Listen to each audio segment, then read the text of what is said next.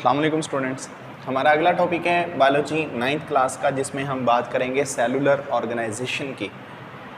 इससे पहले हम पढ़ चुके हैं लेवल ऑफ ऑर्गेनाइजेशन, जिसमें हम बात कर रहे थे कि बेसिकली तौर पर जो एक सेल है या सेल से आगे जो इंडिविजुअल है वो किस तरह से प्रीपेयर्ड होता है, उनके अंदर बेसिक स्ट्रक्चर कौन कौन सी होती हैं। ठीक है, तो वो हमने बात की। उसके अंदर आपने कहा कि पहला लेवल एटम्स का होता है, फिर उनमें एलिमेंट्स आते हैं, वो मॉलिक्यूल्स बनाते हैं, फिर वो सेल ऑर्गेनेलिज बनती हैं, फिर सेल प्रीपेयर्ड होता है, उसके बाद टिश्यूज़ बनते हैं, वो मिलकर ऑर्गन्स बनाते हैं, ऑर्गन सिस्टम बनाते हैं, वो आपस में मिलकर इंडिविजुअल बना देते हैं। ठीक है, लेकिन अब जो अगली बात है हमारे पास कि वही जो सेल आपने बनाए हैं, जो सेल ऑर्गेनेलिज मिलने से बने हुए हैं, वो सेल मिलकर आगे किस किस्म की लाइफ बना रहे हैं। क्या वो सेल अकेला ही है, या वो सेल बहुत सारे आपस में इकट्ठे होकर कोई लाइफ बना रहे हैं, या फिर एक एक सेल जो सा है वो मिलकर एक लाइफ बना रहे हैं। तो ये किस किस्म के हैं, हम उनकी बात करेंगे। ठीक है, सेलुलर ऑर्गेनाइजेशन। सेलुलर इसका बेसिक मतलब होता है सेल।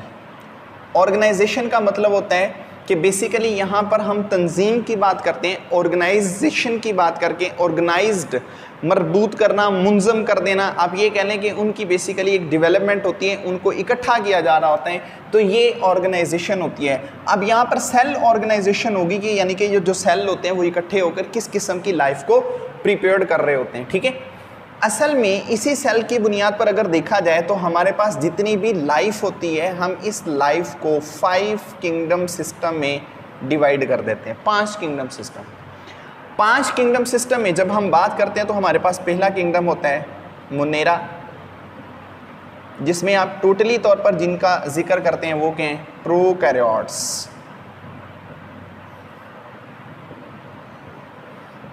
दूसरा जो सा होता है वो प्रोटिस्टा। थर्ड जो सा होता है फंजाई। फोर्थ जो सा है प्लांटी, और फिफ्थ एनिमेलिया। ये 5 किंगडम होते हैं, जिनमें ये वाले जो 4 किंगडम हैं ये टोटली तौर पर क्या होते हैं, यूकैरियोट्स होते हैं। ठीक है जी। अब 5 किंगडम हैं, 5 किंगडम में आपने सेल की बात की, तो हमें यहां पर एक बात पता चल गई कि 5 किंगडम के अंदर 2 तरह के सेल होंगे। एक सेल होगा प्रोकैरियोटिक, एक सेल होगा यूकैरियोटिक। अब प्रोकैरियोटिक सेल कौन से होते हैं, which do not have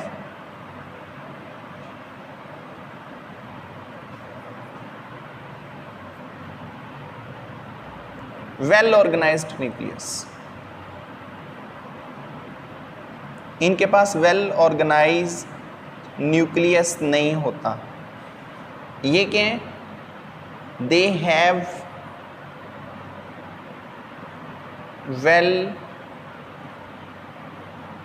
organised nucleus. इनके पास वेल ऑर्गेनाइज्ड न्यूक्लियस मौजूद होता है। ये 2 सेल हमारे पास आ गए।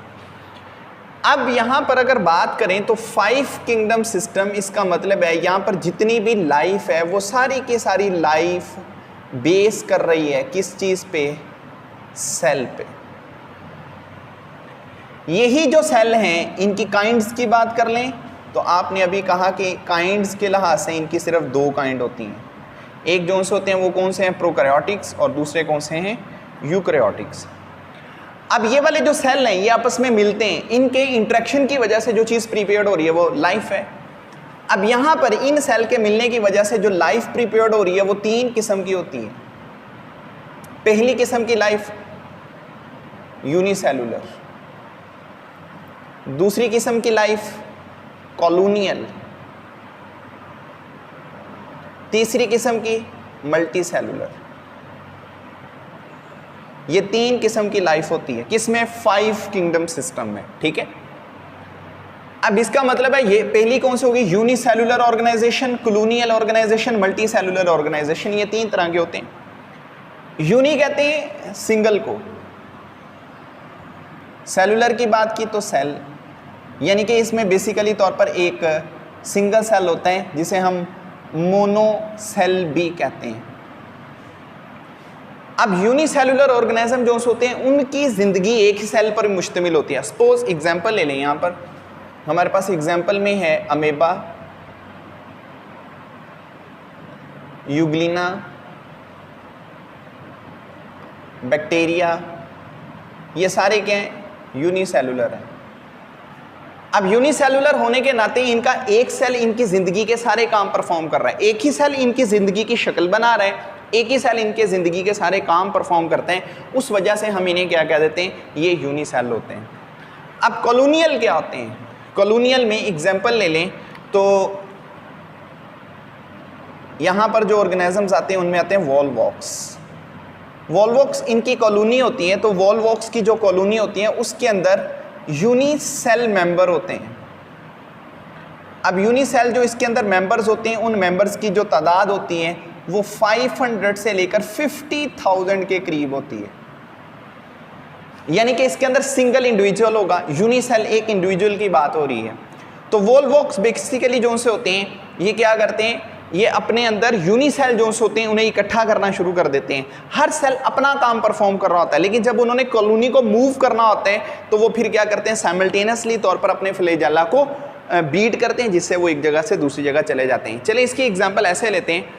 हमारे पास एक कह लें कॉलोनी बनी हुई है, उस कॉलोनी के अंदर घर हैं, ठीक है, जैसे हाउसिंग कॉलोनी होती हैं और बहुत सारी कॉलोनियाँ होती हैं।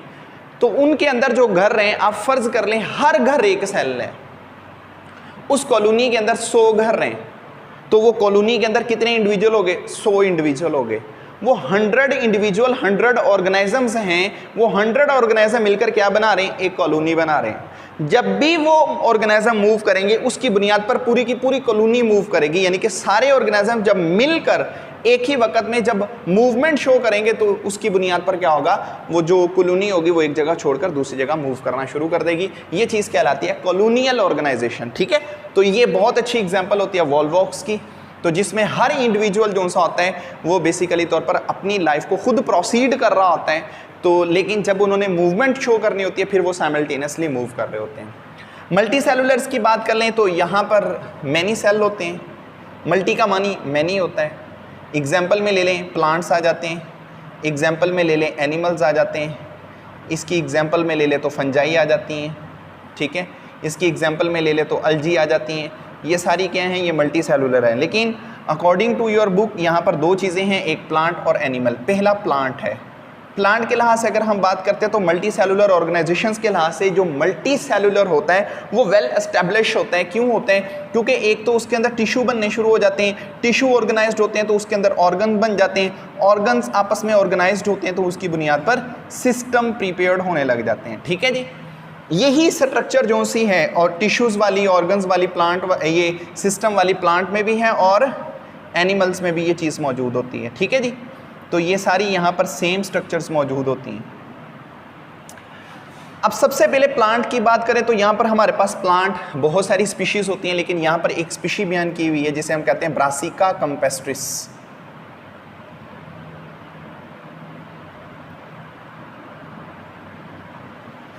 ठीक है, ये असल में साइंटिफिक नेम है किसका? Mustard plant.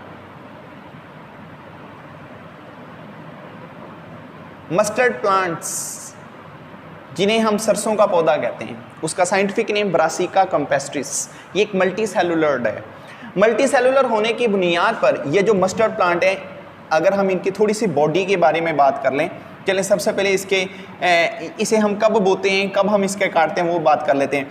जब विंटर सीजन आता है, सर्दियों का, विंटर सीजन के स्टार्ट में इन्हें बो दिया जाता है, सोन कर दिया जाता है, ठीक है, उसके स्टार्ट में। लेकिन विंटर सीजन जो सा होता है उसके लास्ट पे क्या किया जाता है? इन्हें हम काट लेते हैं, इनकी कटिंग हो जाती है। तो जो मस्टर्ड प्लांट होते हैं, इन मस्टर्ड प्लांट में कुछ ऑयल भी पैदा होते हैं जिसे हम मस्टर्ड ऑयल कहते हैं। ये मस्टर्ड ऑयल असल में इनके सीड से पैदा होता है, सीड से निकाला जाता है ये ऑयल, ठीक है। इसी ऑयल का इस्तेमाल करके, ये जो सरसों का तेल होता है बहुत जगह पर हम इसका इस्तेमाल करते हैं, खाने पकाने में भी इस्तेमाल किया जाता है, वैसे अदर पर्पज़ के लिए भी इसे यूज़ किया जाता है, ठीक है। तो बॉडी फिजिक्स के लिहाज से जो हमारे पास मस्टर्ड प्लांट होते हैं,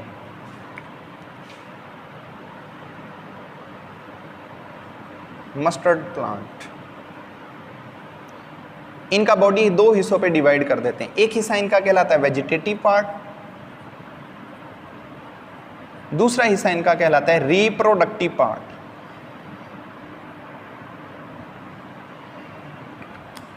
वेजिटेटिव पार्ट में बात करेंगे तो इनकी स्टेम, रूट्स, लीव्स, ब्रांचेस ये आ जाते हैं। रिप्रोडक्टिव पार्ट की बात करेंगे तो इनका एक बहुत अच्छा हिस्सा होता है जिसे हम फ्लावर कहते हैं। ये सारे हैं इनके ऑर्गन्स हैं। ये सारी जो स्ट्रक्चर्स हैं ये इनके ऑर्गन्स होते हैं। यूनिसेलुलर में ऑर्गन्स नहीं है। वॉलवॉक्स की बात करें, कॉलोनियल, उनमें ऑर्गन्स नहीं है। यहाँ पर ऑर्गन्स मौजूद होते हैं। ये इस प्लांट के ऑर्गन्स हैं। यही प्लांट जो होते हैं ये एक वीक सिस्टम प्रिपेयर करते हैं, तो जिसे हम ऑर्गन सिस्टम कहते हैं। तो वो इनका सिस्टम बहुत अच्छा नहीं होता। उस सिस्टम के अंदर अगर हम बात करें तो दो चीज़ें मौजूद होती हैं। एक इनका होता है शूट सिस्टम और एक इनका होता है रूट सिस्टम। ये पुअरली डेवलप होता है, वेल ऑर्गेनाइज्ड नहीं होता। ठीक है, तो ये हमारे पास मस्टर्ड प्लांट है जिसे सर्दियों के शुरू में बोया जाता है, लास्ट पे काट लिया जाता है। बॉडी के अंदर बहुत सारे ऑर्गन्स भी होते हैं, stem, root, leaves, branches, flower, ये सारे इनके होते हैं। उन्हें हमने डिवाइड कर दिया कि ये वाले होते हैं। सिस्टम्स के लिहाज से बात करें तो वेल अडाप्टिव सिस्टम नहीं होते, वीक सिस्टम मौजूद होते हैं। ठीक है, इसके बाद आगे एनिमल्स हैं। तो एनिमल्स के अंदर हमारे पास एग्जाम्पल है किसकी, मल्टी सेलुलर फ्रॉग की। फ्रॉग बेसिकली तौर पर एम्फीबियंस होते हैं, डुअल इन्वायरमेंट में रहने वाले ऑर्गेनिजम्स होते हैं। इनका बी बॉडी जो सा होता है वो मल्टी सेलुलर होता है, बहुत सारे सेल्स का बना हुआ होता है। अप्रॉक्सीमेटली इनके मसल्स, इनके बॉडी के अंदर 200 डिफरेंट काइंड्स के सेल मौजूद होते हैं। ठीक है, तो इनकी बॉडी के अंदर बी टिश्यूज़ भी हैं। वो टिश्यूज़ आपस में इकट्ठे होकर जिस चीज़ को प्रिपेयर कर रहे हैं वो ऑर्गन्स हैं। ऑर्गन्स मिलकर जिस चीज़ को बनाते हैं वो सिस्टम होते हैं। अब इनके जिस्म के अंदर जो सिस्टम लगे हुए हैं वो कौन कौन से सिस्टम होते हैं? इनके पास रेस्पिरेटरी सिस्टम होता है, इनके पास डाइजेस्टिव सिस्टम है, यूरिनरी सिस्टम है, नर्वस सिस्टम है, मस्कुलर है, स्केलेटल, सर्कुलेटरी। ये चंद एक सिस्टम इनके बॉडी में है। जैसे हमारी बॉडी के अंदर 11 सिस्टम होते हैं वैसे ही इनकी बॉडी के अंदर भी 11 सिस्टम होते हैं। तो ये हमारे पास मल्टी सेलुलर ऑर्गेनाइजेशन होती है जो प्लांट में भी है और इसके बाद फ्रॉग में एनिमल्स के लिहाज से। इससे पीछे कॉलोनियल होती है, यूनिसेलुलर होती हैं। ये चीज़ें किस तरह से प्रीपेयर्ड होती हैं?